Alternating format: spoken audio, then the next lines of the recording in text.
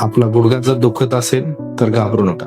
बऱ्याच पेशंटमध्ये गुडघा दुखत असेल तर त्यांच्या मनात येतं की ऑपरेशनची गरज आहे, तर असं अजिबात नाही. तर त्याआधी आपण गुडघेदुखीचे वेगवेगळी कारण समजून घेऊया. जर वयानुसार झालेल्या झीजमुळे गुडघा दुखत असेल, ज्याला आम्ही ऑस्टिओआर्थरायटिक नी पेन म्हणतो, ज्याचे ग्रेडिंग असतात 1 to 4, तर ग्रेड 1 to 3 मध्ये अजिबात ऑपरेशनची गरज नाही लागत, ज्यामध्ये योग्य ती फिजिओथेरपी, व्यायामाने तो आजार बरा होतो.